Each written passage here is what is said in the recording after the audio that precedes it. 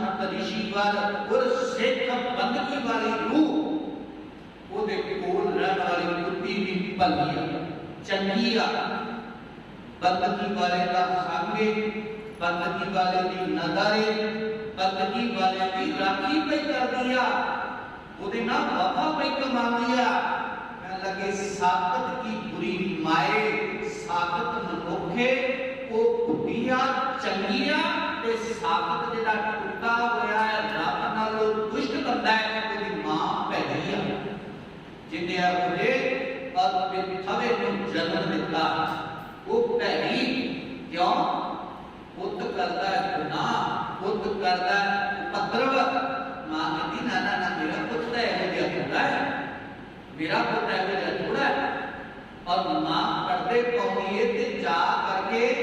पुत दे पापां दे विच हिस्सेदार भागीदार बनदी है पापण बनदी आ। महाराज ने तां बुरी आ वो तां चंगी आ रब दे भगत कुल रहती आ भावें अधोगति जुनी आ वो भावें मनुख दी मां आ दुष्ट दी मां आ ते ओदे पापां दी भागी हुंदी वो बुरी आ। क्यों ओ नित सुने हर नाम दस बंदगी वाला बंदगी करदा उते कोल बैठी हुई वो बंदगी नूं सुनदी भगत दे भक्ति नूं सुनदी कह लगे वो पाप विसाह न करे वो पापां च भागी हुंदा बन जांदी पापां दे विच हिस्सा पांदी पापी बनदी पई आ। वो भगत दी बंदगी सुनदी वो पापां च सलाहकार बन के पापड़ बनदी पई तां बुरी। महाराज कबीर साहब कहते पर कबीर हरना दुबला एहो हरियारा ताप एक हर बहुत ही सुंदर हरे भरे सरोवर के आले दुआले हरा घास होंदा पिया कह लगे कि बड़ा बेचारा दुबला मलबा दिया पतला दिया कमजोर दिया हिरने ते जदों भी किसी हमलावर ने हमला कीता इन्होंने कड़ी करना है इन्होंने पकड़ लेना है ये हर चुगदा चुग पे अपना पेट भरना नहीं पर इन्हों ये नहीं पता आले दाले शिकारी सन ला के बैठे ने कद के घड़ी के आगे ते कद के पकड़ ले दाले दाले लाख कहीं एक जियो आखिरी कहना होता है शिकारी कह लगे लखा शिकारी खड़े ने किदे कुत्ता खड़ा है ना मुझे खामा किदे शेर जेड़ा खड़ा है मैं खामा किदे जेड़े लकड़ बगे खड़े ने और किसे पासे चीते खड़े ने और जेड़े वो खड़े ने और मांसाहारी जीव के किसी पासे मनुख खड़ा है भई इन्होंने पकड़ के चार खामा इन्होंने भी खामा। महाराज कबीर साहब कहते लखा शिकारी ते सारे दी निगाह एक ते एको जिंदे एक जीव है ओदे ऊपर सारियां दी निगाह हुई पई है ते किता पंचू काल चल कितना समा बचे तो कहीं नहीं बचा। महाराज कबीर साहब कहते हरना दुबला ए जीव हरण दी न्याय अत दा कमजोर अत दा दुबला एक बचना के लिए महाराज ने बाणी अंदर क्या जे को होवे दुबला कमजोर होवे अत जे को होवे दुबला नक को की तीर तबरा पल्ले ना पवे ना को देवे तीर स्वार्थ स्वाओ ना को करे ना किछ होवे काग जे पतलुए जे नु मारवे जे नु सुकड़े जे नु जे चित आवे उस पाप ब्रह्म नित तो वैराग महाराज को राजा बना देता ये रब चेते आ जावे ये सोड़ा गया जीव दुबला गया ते संसार दे दा है ना ये सरोवर दी ताल सरोवर दी न्याय ते एदे ऊपर ये हरियाणा का हरापन किए संसार के हाव भाव संसार के पदार्थ संसार का वासनामा कामनामा ये हरियावल का ते मनुख अपनी मन के ख्यालों के मुतल्लक इन्हां नूं चुगदा है। कहना समझ ना ਜਾਂਦੇ ਆਨੰਦ ਮਾਣਦਾ ਫਿਰਦਾ पर ये बेकार पद फैलियां और काल जिहड़ा है शिकारी की उमा जिन्हों महाराज कहते काल अहीरी फिरै बदक जिहाओ कहो कबल विच कीजै कबीर साहब की दूसरी गाल के अंदर कहते कह लगे भाई दसो कहो कबल विच कीजै केड़ा ढंग वरतिए मौत का शिकारी की उमा तीर सिन के खड़ी पता नहीं मैं केड़े वेले तीर छड़ देना मैं मार के कर देना दसो केड़ा ढंग वरतिए इहदे तो बचन वास्ते इत्थे महाराज कबीर साहब कहते ने कह लगे का मौत खड़ी है ते जिंद देखिया बेकार पद फैलिया अपन बहुते ने जेड़े सारे मेरे तन वाले तक दे पए ने हमला करन सारे हमला करते हैं इहदे कहंदे और इहदे अंदरों एक जीओ एक जीवे इतना बच्चों काल कितना कुछ समय दे से बचा इतना बच्चों काल पंच मैना पंच का अर्थ पंचू का अर्थ जेड़ा है एक के लिए ठग कहते बहुते जीवे दे विच लुटे फिरदे ठगे गए इन्हां ने खैर और ये को बचा नहीं है महाराज कबीर साहब कहते सजना मन करा मन करा देगा ताकत पल्ले पैना ही महाराज कबीर साहब कहते गंगा तीर जो घर कर है पीवा है निर्मल नीर बिन हर भगत न मुक्त होए क्यों कह मैं कबीर महाराज कबीर साहब ने को चलने तकिया कि कोई साधु गंगा के किनारे झोपड़ी पा के बैठा जाओ ना बनारस कनी ते गंगा ते देखिया जे बड़े कुटिया बना के बैठे थोड़ा जिहा शहर की बसों तो बाहर निकल जाए पता लग जाता तो बड़े बैठे होंगे ने वो जदों बैठे ਨੂੰ ਟੱਕਿਆ ਤੇ ਉਹ ਕੀ ਕਰ ਰਿਹਾ ਹੈ ਜਿਹੜੇ ਬਹੁਤੇ ਬੈਠੇ ਹਨ ਨਾ ਉਹ ਤਾਂ ਇੱਥੇ ਬੈਠੇ ਉਜਾੜ ਵਿੱਚ ਪਾਣੀ ਦੀ ਜ਼ਰੂਰਤ ਹੈ ਅੰਦਰ ਬਾਹਰ ਬੈਠ ਕੇ ਪਏ ਤੇ ਪਾਣੀ ਦੀ ਜ਼ਰੂਰਤ ਹੈ ਤੇ ਭੋਜਨ ਬਿਨਾ ਰੋਟੀ ਬਿਨਾ ਸਾਦੇਗਾ ਪਾਣੀ ਪੀਤੇ ਬਗੈਰ ਨਹੀਂ ਸਕਦਾ ਤੇ ਇਸ਼ਨਾਨ ਵੀ ਕਰਨਾ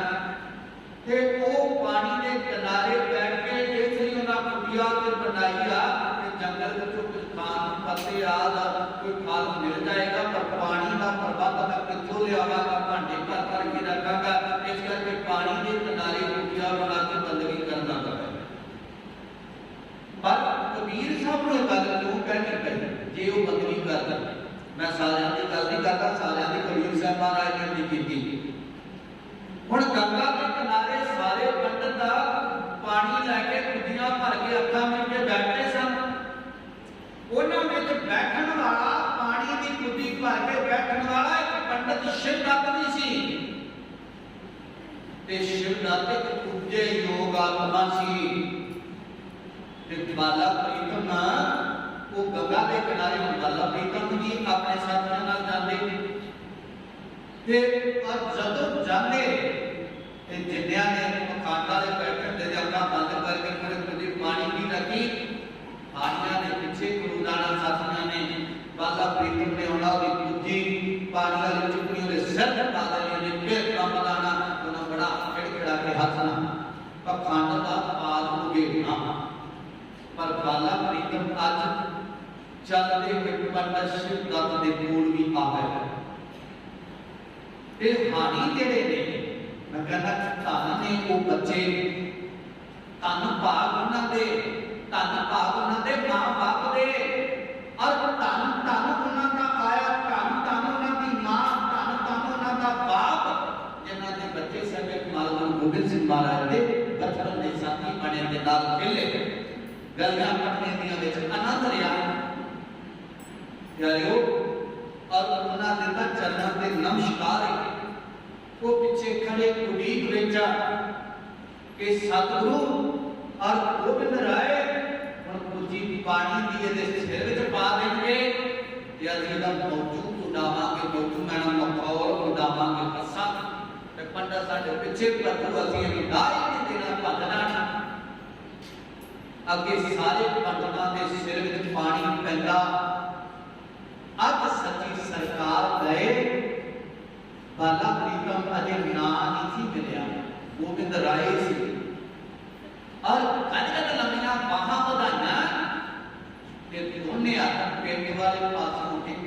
के रख लै बाला प्रीतम ने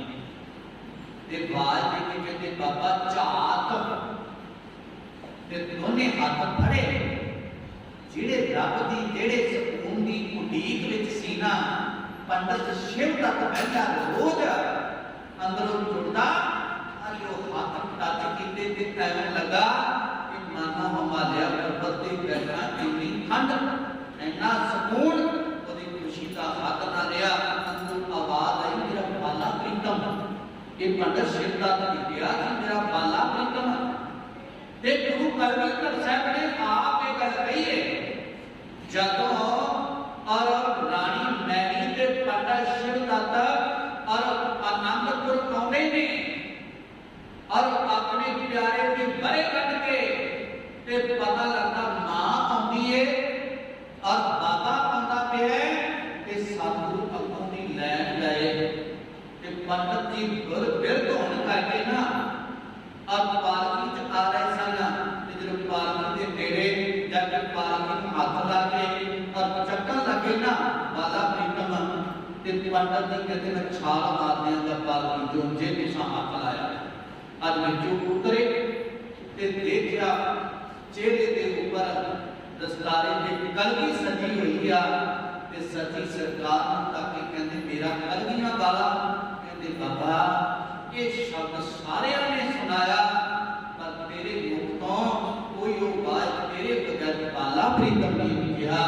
और पंडित ने फिर दोहराया मेरा बाला प्रीतम उठ के गुरु कलगीधर साहब ने सीने ना लाया पकड़ी पाके पंडित शिवदत्त ने सीने ना लाया एडे बड़े भाग होने ओदा मौजू नहीं उठाया ओनू गल ना लाया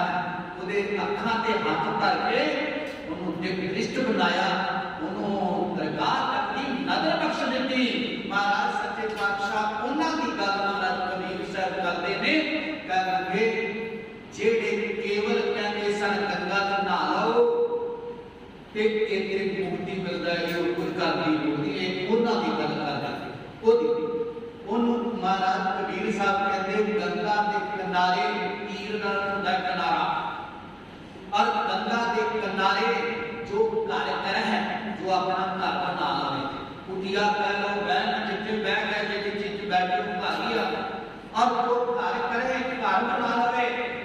ते महाराज कहते ओदा पानी कहते गंगा दा पवित्र है भावे जिन्ना मर्जी ओदे च नालियां दा पानी आ जावे गंगा दा पानी पवित्र है कि जाके देखिया जे मैं देख के आया मरे हुए पशु ओदे च सिटदे ने ते जिन्ने गंगा दे किनारे नगर है ना घर ने बहुत ज्यादा नालियां दा पानी गंगा च डिगदा कहते पीवे निर्मल तीर तुसी कहते ना पानी पीवे पवित्र मैल तो रहता ते मुक्त हो जाएगा महाराज कबीर साहब कहते नहीं कह लगे बेना हाथ भगत ना मुक्त होए सजना जिथे मर्जी भगा फिर रब दी भक्ति करन तो बगैर परमात्मा दा नाम जपन तो बगैर सजना कोई मुक्त नहीं हो सकता जिथे मर्जी ना होगा जिन्ना च प्रभु नूं नहीं होगा बेना हाथ भगत ना मुक्त होए क्यों कह रहा कबीर कबीर साहब कहते कि सजना बिना परमात्मा तो और सजना कदे मुक्ति नहीं होती कबीर मन निर्मल भया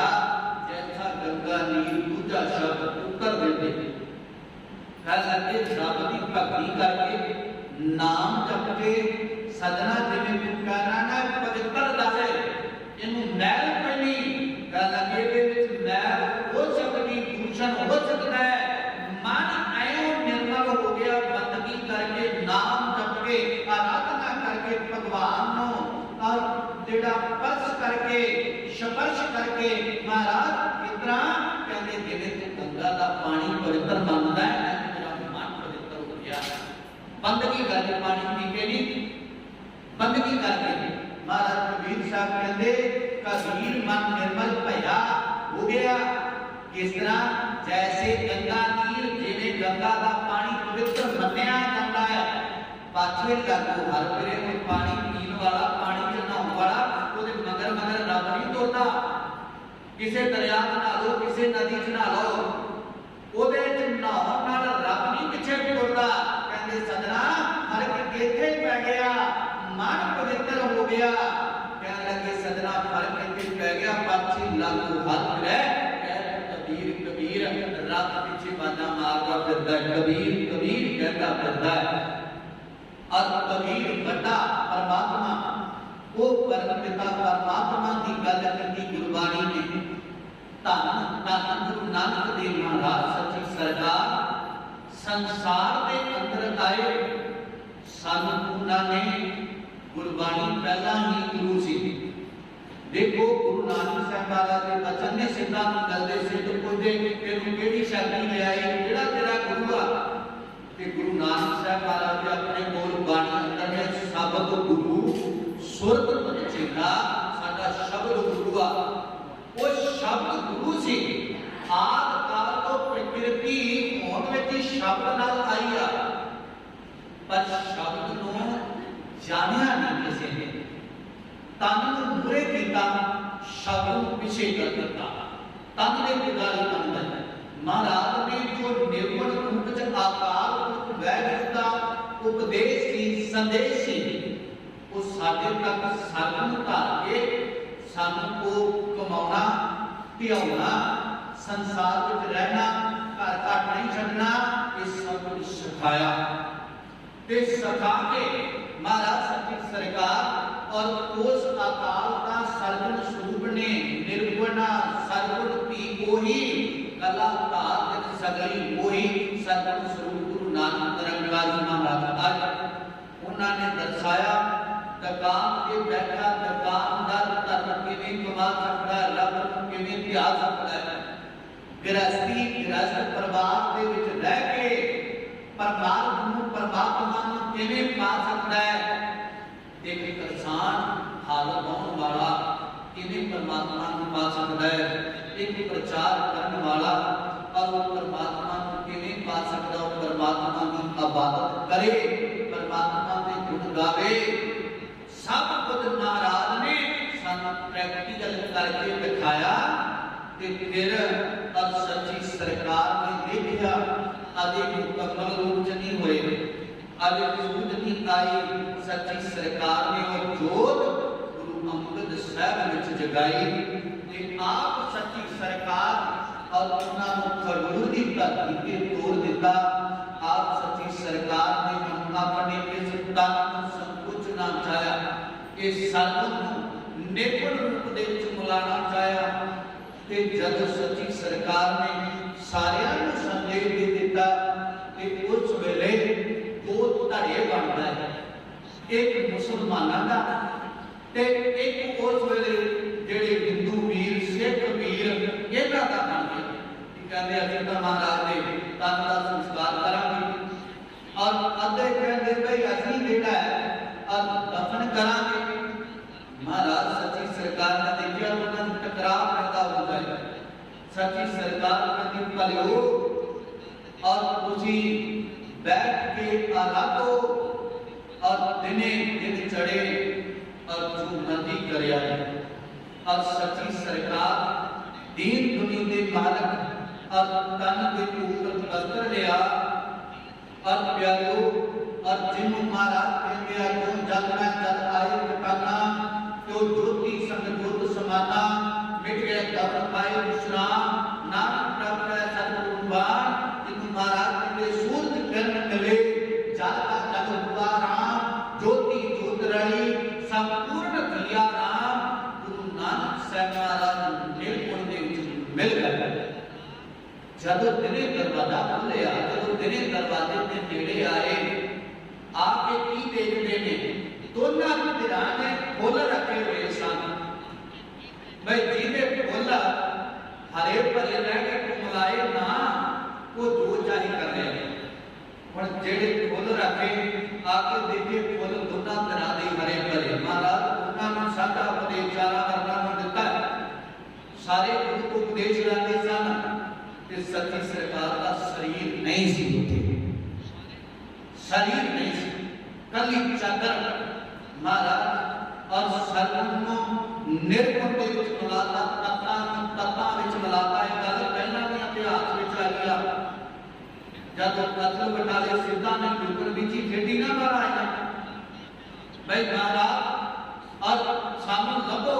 ते वो उडारियां मार के सूखम रूप हो के घूमन लगे। महाराज ने अपनी खड़ान छड्डी ते सिर टिका वध के कट्ठे कर दिते। कहते हम तुसीं लोगो असीं लभांगे। महाराज कहते मर्दानिया अगर इन्हां दे और उपराला करन ते ना मिले आप 5 पैसे रख के बड़ा प्रसादी देग रख के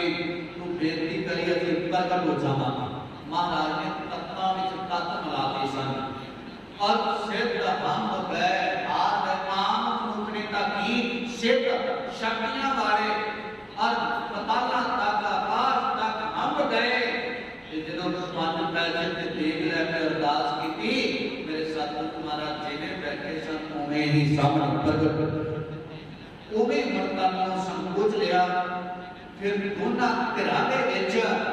ये सलाह हुई भाई सतगुरु ने दोनों वाध्या दे के दुनी फुल दोनों के हरे भरे ने अब उन्होंने फिर की कीता फिर भी एकता ना आई क्योंकि साडे च प्रॉब्लम है असीं कथा करते हुए ना ਇਹਦੇ ਤੇ भी 2 ਧੜੇ बन जाते हैं एक खंडन वाला एक मंडन वाला एक गुरुद्वारे का हमायती दूसरा हमायती बन जाता है एक धर्म की गल नाल सहमति एक असहमति पर बिठाउण लग जाता है। ये विद्या गुरु ने दोनों को संदेश दिता दोनों तरह के फुल हरी कायम ने ते दोनों को क्या तुम्हें हरी कायम रहो ते तुम्हें महका मंडो और सारे आने वाले नु सुगंधी देव फुल कदे वितकरा नहीं करना वितकरे ना करो और वितकरे ना करो इनको बाहर हो जाओ। अरे दुनिया किथे मनदी है इन्हें किथे मनदी इन्हां ने पता की कीता और जेड़ा दाता एक करदा रहा एक नाल जोड़दा रहा एक मार्ग ते तोड़दा रहा और एक दा उपदेश दिंदा रहा। इन्हां दुनिया वालियां ने विचारे चादर पाड़ दित्ती जेड़ी चादर साहब के ऊपर उड़ के पए सी ना वो चादर पाड़ दित्ती। अति सिखां दे हिंदुआं दे हक विच आई अति और मुसलमान तक ले गए अपने मुल्ला वाले साइड इन्हां ने वो चादर का संस्कार कर दिता उन्होंने चादर को दफन कर दिता। दोनों जगह पाकिस्तान में मौजूद ने जिथे संस्कार किया वो जगह पिछे एक सदन फोटोआ पाया रिपोर्ट भी आना वो उन्होंने उत्थे जगह बनाई जो मुसलमान बनाते वो गुरु नानक साहब महाराज पीर मनते एक गुरु मनते पर है उन्हें जगह लागू दूरी पे नहीं लाते जेडे गए सजन ना जेडे जाने जिन्होंने पाकिस्तान जाने का मौका मिले कि जगह जरूर दे के आया जिते गुरु कृपा करता वो जरूर दे के आया जे कि तुम्हें जगह गुरु नानक साहब महाराज ने आज मैं ताए पाठ बयान किया है मन का गल्ला से मैं गल्ला गुरु नानक साहब महाराज का ज्योति जो सुनाना है कोई बयान करा और लड़कर कथा के नाल नाल तान थोड़ा जिहा इतिहास और बयान किया वो सतगुरु नानक देव महाराज ने सानू मार्ग दिता है वो देखते चलिए इक्का बाणी एक गुर एक शब्द विचार दिता नहीं बनिए साडे अपने संसारी जिस्मानी कोई माड़े मोटे विचारा की और ना मेल हो सकता है जिथे गुरु की गल आवे गुरमत की गल आवे उत्थे एकता उत्थे एकजुटता उत्थे कोई दूजा नहीं। देखो सिख मिसला रहना है ना 12 मिसला सी सिखा दिया अब सिख सरदारा दी 12 मिसला थोड़े थोड़े मत भेद होंदे सन। आज कई बार कोई सवाल कर देते कि मैंने क्या जी आ देखो जी पंथ दे कितने फिरके बने आ कहते हैं आ मतलब बैठ टिकाओ रख मैं कहा जब पंथ की गुरु ग्रंथ साहब की गल होती है ना तकरीबन एक के पासे चल पैंदे कोई नहीं देखता कौन और प्यारे 12 मिसला सन थोड़े थोड़ा कोई मत भेद होंदा सी आपसी पर जो गुरु ग्रंथ ते गुरु पंथ की गल चलनी उन्हां 12 ने एक थां ते बैठ के कोई पता करना और उन पंथ दुखी नु सुधरवा चढ़ पैना गुस्ताखी माफ अब साडे वितकरे इन्ने को वध गए ना सानू गुरु ग्रंथ साहब ना पंथ साहब नजर आता है। जेड़े पासे किसी का अंदर का लगाव होता है ना निजी, कहता नहीं पंथ का ये है, बाकी का सारे नहीं। पंथ का प्रचार करता है, बाकी का बेवकूफ है, इनका पता कोई नहीं। ये क्या कि पंथ का प्रचार, पंथ एडा छोटा नहीं, एडा बनाया है। पंथ गुरु का बड़ा बड़ा दे और बड़ा बड़ा घर है। ਇਹਦੇ ਵਿੱਚ ਸਾਡੇ ਘਰ ਦੇ ਸਾਰੇ ਜੀਆਂ ਦੀ ਰਹਿ ਲਾਦੀ ਹੁੰਦੀ ਆ। ਅਸੀਂ 4 ਜਾਂ 5 ਜਾਂ 10 ਜੀ ਘਰ ਦੇ ਹੁੰਦੇ ਆ, ਸਾਰਿਆਂ ਦੀ ਇੱਕੋ ਗੱਲ ਹੁੰਦੀ ਆ। ਔਰ ਕਈ ਵੇਰ ਲੋਕ ਝੋਕ ਹੋ ਜਾਂਦੀ ਆ। ਅੱਜ ਵੀ ਸਾਡੇ ਪੰਥ ਦੇ ਵਿੱਚ ਲੋਕ ਝੋਕ ਮਾੜੀ ਮੁੱਢੀ ਹੈ। ਗੁਰੂ ਨਾਨਕ ਸਾਹਿਬ ਮਹਾਰਾਜ ਦੀ ਕਿਰਪਾ ਕਰੋ, ਇਹ ਤੇਰਾ ਚਲਾਇਆ ਪੰਥ, ਇਹ ਨਿਰਮਲ ਪੰਥ ਤੇਰਾ ਚਲਾਇਆ ਹੈ। ਤੂੰ ਕਿਰਪਾ ਕਰ ਇਹਨਾਂ ਦੀ ਈਸ਼ਵਰਤਾ ਆਵੇ। तफाड़ पाने वाले जब देखते ना इन्हां दी माड़ी मोटी लोक झो के वो विचाले आके फिर इन्हां दूर करने का यत्न करते हैं। गुरु कृपा करे जिन्नियां संप्रदावां, जिन्ने गुरु ग्रंथ साहिब की बाणी पढ़ने वाले, जिन्ने गुरु ग्रंथ साहिब के और चरणा के मस्तक टेकने वाले, सारे के सारे एक थां पे हो जाइए। दूजा साडे लिए केवल चाबी कोई नहीं सकता। बदकिस्मती आ साडी कि गुरु नानक साहब ने सानू एक कीता, असीं एक तो पता नहीं अनेकता विच वंडे गए, जातियां च वंडे गए, पार्टियां च वंडे गए। उन्हां को ग्रेड करिए साडा आया सपना। गुरु साहब के वचन जान के गुरु की साथ संगत हृदयां के सामने दास गुरु की संगत दा और गुरु गोबिंद सिंह महाराज के दान दा